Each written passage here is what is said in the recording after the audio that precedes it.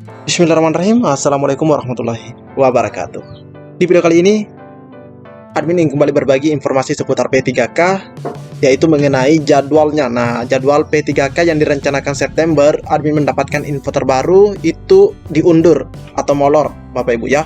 Dan di sini admin juga akan bagikan informasi mengenai jumlah peserta yang akan kembali ke sekolah induknya, jumlah peserta yang diacak.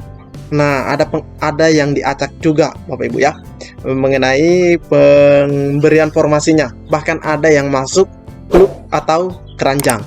Jadi silahkan disimak saja videonya dengan baik, jangan di skip agar tidak salah dalam memahami informasi yang admin bagikan. Terkhusus buat rekan-rekan yang baru saja menemukan channel ini, silahkan tekan tombol subscribe, jangan lupa aktifkan lonceng notifikasinya, agar Bapak Ibu tidak ketinggalan dengan info-info terupdate setiap harinya dari channel ini. Jika sudah, admin ucapkan terima kasih dan kita lanjut ke info intinya. Oke, yang pertama admin di sini akan bagikan informasi dari salah satu daerah, Bapak Ibu ya.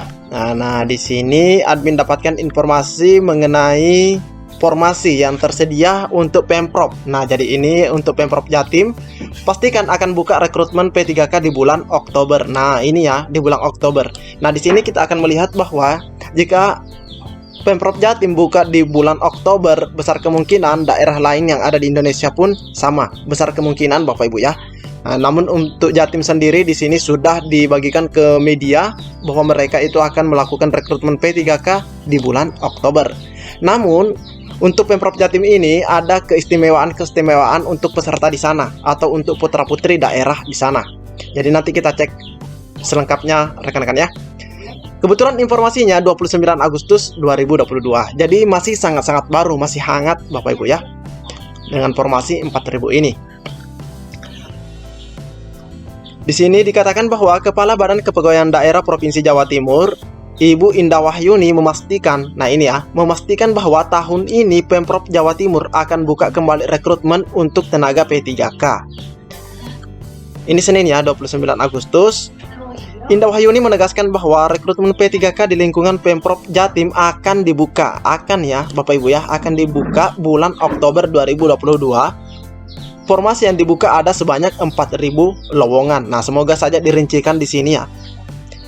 Kami tahun ini di bulan Oktober 2022 akan membuka rekrutmen untuk P3K dengan formasi yang dibuka ada sebanyak 4000. Tegas wanita yang akrab disapa Yuyun ini. Lebih lanjut, ia menegaskan bahwa untuk syarat, ketentuan dan jadwal semuanya akan diumumkan secara kontinu rekan-rekan ya. Namun, ia sudah memastikan bahwa ada syarat khusus yang ditambahkan oleh Pemprov Jatim. Jadi ada syarat khusus yang berlaku untuk rekan-rekan di sana yang ada di Pemprov Jatim yang memilih formasi sekolah menengah atas atau SMK begitu Bapak Ibu ya. Karena ini lingkupnya Pemprov. Di mana syarat pendaftaran yang diutamakan yaitu pelamar P3K Pemprov Jatim adalah yang sudah pernah bekerja di Pemprov selama 5 tahun. Nah ini ya, 5 tahun. Syarat itu kami ajukan ke pemerintah pusat dan alhamdulillah disetujui bahwa yang dapat prioritas adalah mereka yang sudah bekerja di Pemprov Jatim minimal 5 tahun.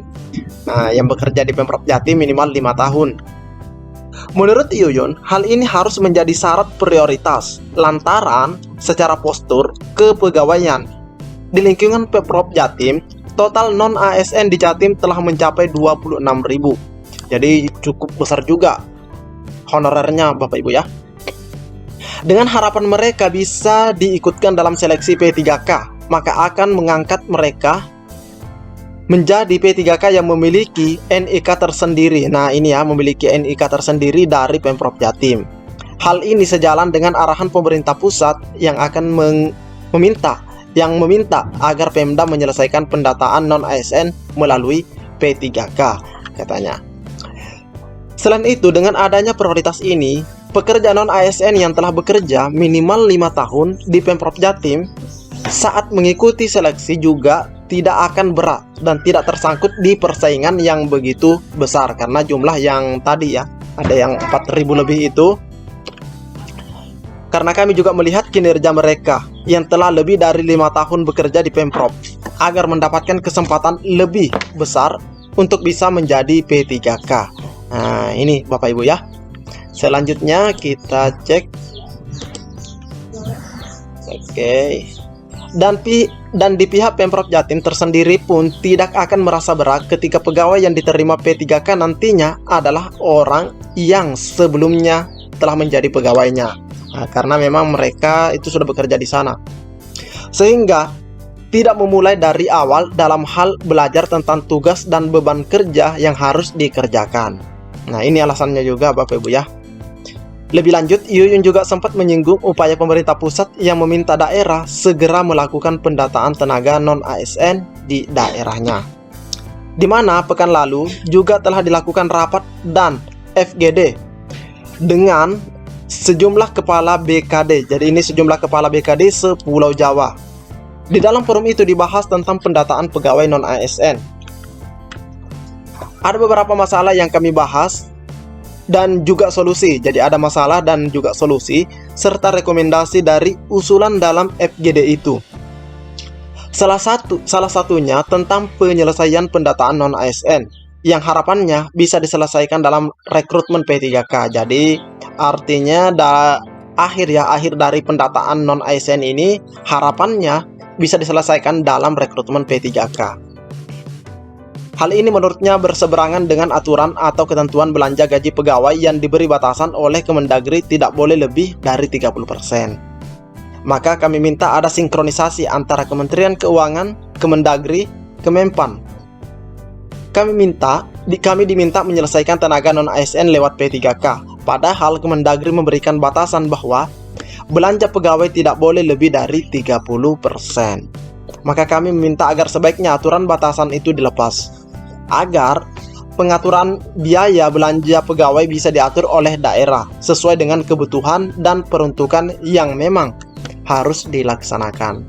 Jadi pada intinya yang ada di informasi ini atau di informasi awal ini, di mana Pemprov Jatim itu berencana atau akan melaksanakan seleksi P3K di bulan Oktober. Terus ada juga keistimewaan yang diberikan untuk rekan-rekan yang ada di sana yang sudah bekerja di Pemprov Jatim. Nah, seperti itu Bapak Ibu ya.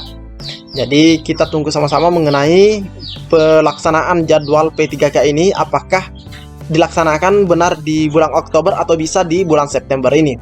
Namun harapan kita semoga saja bisa secepatnya. Itu intinya Bapak Ibu ya. Selanjutnya kami juga mendapatkan informasi dari salah satu daerah, tepatnya salah satu kabupaten di Jawa Timur juga, di mana ada informasi mengatakan bahwa untuk P1 lulus passing grade ada 1129. Nah ini Bapak Ibu ya, 1129. Dari 1129 ini ada yang kembali ke sekolah asal atau induk, yaitu 789. Terus ada yang acak. Nah, acak ini juga tidak dijelaskan secara detail. Acak ini maksudnya seperti apa, Bapak Ibu ya. Ada 280. Terus tidak ada formasi, ada 60. Nah, ada yang tidak mendapatkan formasi, ada 60.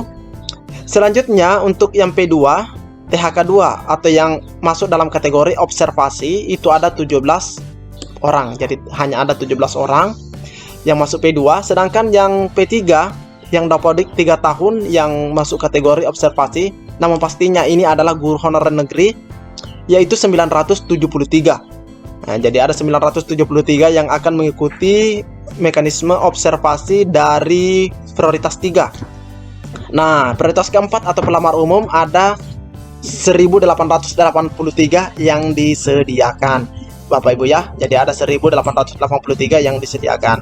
Nah, jumlah total keseluruhannya itu ada 3942 totalnya, Bapak Ibu ya. Ini salah satu kabupaten di Jawa Timur. Namun untuk Pemprovnya tadi sekitar ada 4000, Bapak Ibu ya. Nah, oke. Tapi kita masih tetap berharap semoga saja secepatnya pembukaan seleksi P3K dibuka. Semoga saja bisa di minggu kedua, minggu ketiga September bisa dibuka, Bapak Ibu ya. Dan yang tidak dapat formasi ini semoga ada solusi secepatnya ya, agar mereka itu tidak masuk dalam klub atau keranjang. Nah, selanjutnya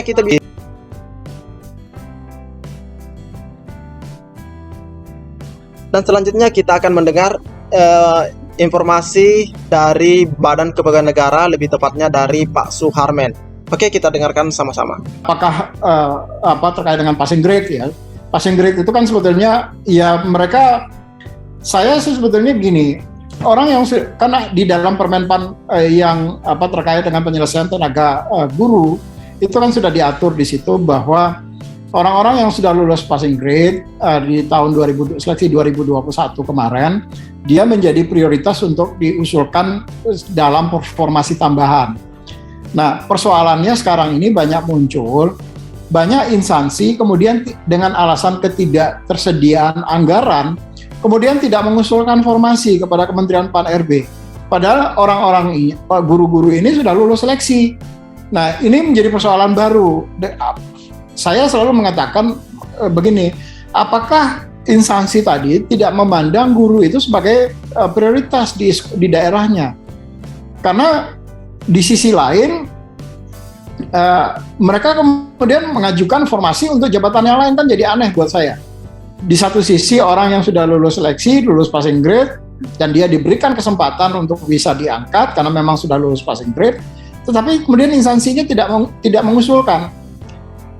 Sementara untuk kalau dengan alasan tidak ada uang, tapi untuk jabatan lain kemudian diusulkan, ya kan jadi tidak konsisten. Uang katanya nggak ada uang, tetapi terus kok mengusulkan kebutuhan formasi untuk yang lain gitu. Nah, kembali adalah pertanyaan kita, saya bersama-sama dengan teman-teman di Kementerian Pan-RB, termasuk juga teman-teman di Kementerian Dikbud, apakah betul oleh daerah tadi guru-guru ini kemudian tidak prioritas untuk diangkat? Karena mereka ini kan sudah menjadi tenaga honorer di situ dan cukup lama menjadi tenaga honorer di situ. Seyogianya kemudian instansi mengusulkan untuk dilakukan pengangkatan. Apalagi pemerintah kemudian dengan melalui kebijakan Menpan sudah diberikan juga privilege di situ, dalam arti mereka memang sudah lulus passing grade dalam hal ini. Ini yang kemudian menjadi sedikit anomali di dalam penyelesaian tenaga guru honorer ini. Nah, dalam konteks pendataan ini, kalau menurut saya sebaiknya mereka tetap harus didata.